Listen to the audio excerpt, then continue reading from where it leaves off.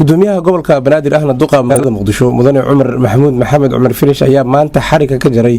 garoonka lagu ciyaaro kubadda cagta ee ku yaala degmada Kaaraan kaas oo lagu magacaabo Qoob Dooro. munaasabada xarig jarka waxaa kasoo qayb galay qaybaha kala duwan ee bulshada reer Kaaraan iyo gudoomiyaha degmada Kaaraan iyo mas'uuliyiin ka socotay maamulka isboortiga gobolka banaadir. ugu horreyn waxaa hadal ka qaatay gudoomiyaha isboortiga gobolka banaadir Xasan Aadan Yebro Wiish waxaana ka sheekeeyay muhiimadda ay u leedahay kan isboorti ahaan furitaanka garoonkan Qoob Dooro ee magaalada muqdisho. waxaa mar kale ku faraxsanahay inaan maanta goobjoog ka nahay gudoomiyaha gobolka handaq magaalada muqdisho oo goobjoog nagala yahay garoonkii degmada Kaaraan ee Qoob Dooro oo wajigiisa koowaad soo gabagaboobay sida la socotaan maamulka gobolka banaadir ugu horeeyay gudoomiyaha gobolka handaq magaalada muqdisho sidoo hore ugu ballan qaaday in dhalinyarada iyo sportska maamulka gobolka banaadir uu dhaxda u xirto horumarkeedana uu ka shaqeeyo garoomana loo dhisi doono hadduu Ilaahay yiraahdo degmooyinka gobolka banaadir waa qayb ka mid ah ballanqaadkii uu ballan qaaday gudoomiyaha gobolka handaq magaalada muqdisho sida u jeedaan garoonka biliciisa iyo qurxiisa aad iyo aad ayuu isku bedelay feeskii koowaadna wuu soo dhamaaday maamulka gobolka banaadirna wuxuu diyaar u yahay feeska labaad inuu asagana sameyn doono hadduu Ilaahay yiraahdo koleyba gudoomiyaha nala joogo arrimahaas ka hadli doono hadduu Ilaahay yiraahdo waxaa garoonkan looga faa'iideysan karaa maadaama magaalada muqdisho ay aad iyo aad ugu yar yihiin garoomada kalena kii istaadi muqdisho stadio engineer Yariso iyo kan jaamacadahana ay ka kala socdaan ciyaaro kala duwan ee horyaalka xiriirka Soomaaliya kala duwan xiriirka Soomaaliya kubadda cagta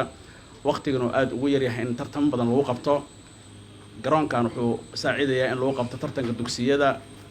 sare iyo hoose tartanka jaamacadaha tartanka waaxyaha. gudoomiyaha degmada Kaaraan Abshir Kaaraan ayaa marka hore u mahad celiyay dhammaan intii ka qayb qaadatay dhismaha garoonkan Qoob Dooro ee degmada Kaaraan ku yaala waxaana mahad gaar ah u jeediyay gudoomiyaha gobolka banaadir ahna duqa magaalada muqdisho mudane cumar maxamuud maxamed cumar filish. waxaan ka mahad celinaynaa maantay wanaaga badan oo degmada Kaaraan reer Kaaraan loo sameeyay saakay ayaguna inay barbar istaagaan ay u wada istaagaan inkastoo bah isboorti yihiin ay isboortiga u heelan yihiin maantana waxaan rajaynaynaa waxa inoo dhiman insha Allah taala nolol dhameystiri doono waxa dhanoo dhan iska yar insha Allah taala gobolka banaadir iyo USA shaqada ay nooga qabteen degmada Kaaraan waa ka mahad celinaynaa. gabagabadii munaasabada lagu daafurayay garoonkan lagu ciyaaro kubadda cagta ee Qoob Dooro ee degmada Kaaraan ku yaala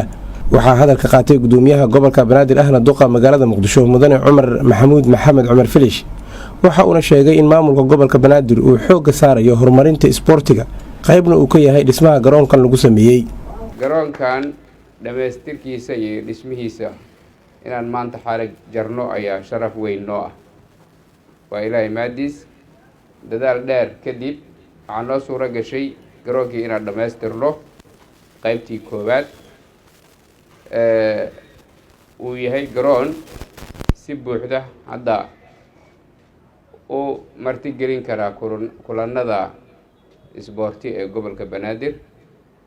hadday tahay heer gobol heer degmo iyo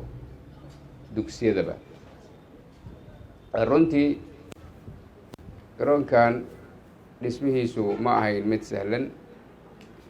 si aad iyo aad ah ayaa loogu dadaalay waxaa iska kaashaday hay-adda Tisbalas iyo maamulka gobolka banaadir qarashka ku baxay dhismaha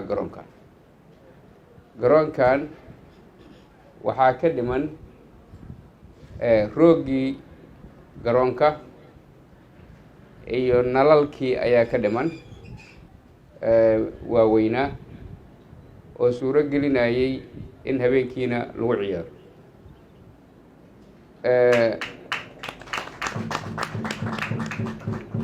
waxyaabahaas dhiman iyadana haddii intaan loo qabtay reer Kaaraan waa hubaa inay kaalintooda qaadanayaan. marka degmada Kaaraan dadweynaheeda bahdeeda isboorti maamulkeeda iyo maamulka gobolka banaadir ayaa iska kaashan doona qaybta hartay insha Allah taala. garoonkan wuxuu ka mid yahay garoonada waaweyn fadhikutiriska ah ee ay leedahay magaalada muqdisho. Runtii garoonkan wuxuu ahaa garoon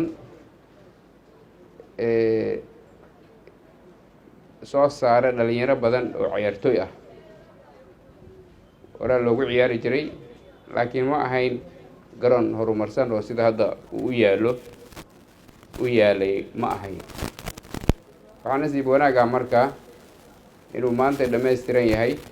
qaybtii koowaad ee garoonka, ay ka dhiman tahay bilicdii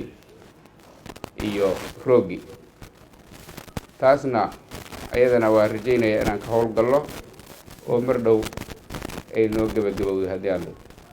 Ibraahim Xaaji Yuusuf, warbaahinta codka caasimadda magaalada Muqdisho.